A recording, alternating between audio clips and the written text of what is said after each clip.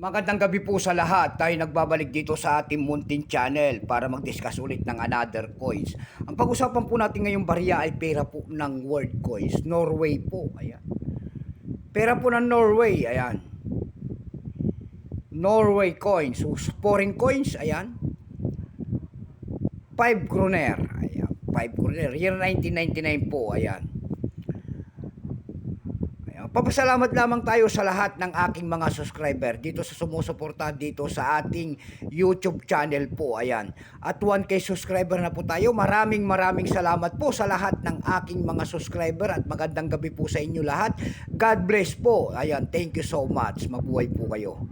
Maraming salamat din po sa nanonood doon sa ating FB page sa Mil Soriano. Lahat po na nakapalo doon sa ating FB page. Ayan, nagpapasalamat tayo. Ayan, follow nyo po sana ang ating FB page. Lalo na yung mga nagsisinta mga gift dyan. Ayan, star po. Thank you so much sa inyong lahat. Ayan. Isasalang natin itong coins na ito kung magkano ng kanyang mga presyo sa ating mga online selling. Pera po na Norway. Pero bultuhan po ang bili ko nito. Ayan, baka mayroon kayong mga ganyan coins. Bultuhan pa po, hindi pa po gaanong kamahalan ang presyo nito sa atin at wala pa naghahanap ng mga kolektor.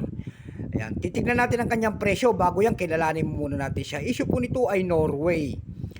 Period nito ay Harald. Ayan, Harald Port 1991, up to date po. Type nito standard circulation coins.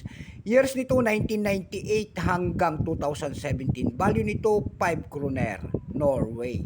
Currency nito ay krone. Ayan. Krone.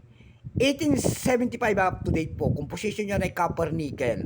May bigat lamang itong 7.85 grams. May habang 26 mm. May kapal po naman itong 2 mm. Hugis po nito ay round with a round hole. Orientation ay medal alignment. Number NDAS 1448. Reference number KM-463. The Kingdom of Norway. Ito pong year 1999 na ito. Ito po ay 35%. Ayan, 35% po ito. Kung ilang pirasong ginawa sa barya na itong hawak natin ng Norway, ito po ay 21,754,273 piraso po. Ayan, may presyo po yan doon sa ating numista.com. Binigyan na po ng presyo ng ating mga kolektor. Ayan. Ayan ang ating barya. Yung kanyang verified ay 37 pesos. Yung ay almost circulated 37. Ang circulated po nito ay nagkakahalaga po ng 85 pesos. Sorry po. Akala ko 35. Ito po ay 85 pesos pala. Ayan. Dako naman tayo sa kanyang mga presyo sa ating mga online selling tulad ng eb.com. Sa eb.com po, mayroon tayo nakita nagbebenta dito ng $5.50. Nasundan po yan ng $4.45. Yung pinakamababa po na bintahan doon ay nagkakahalaga na po ng $2.91. Dako naman tayo sa sa eb.com PH dito sa atin. Sa eb.com PH po, mayroon tayo nakita nagbebenta doon ng 744 pesos. Nasundan niyan ng 227 pesos. Yung pinakamababa po ay 167 pesos.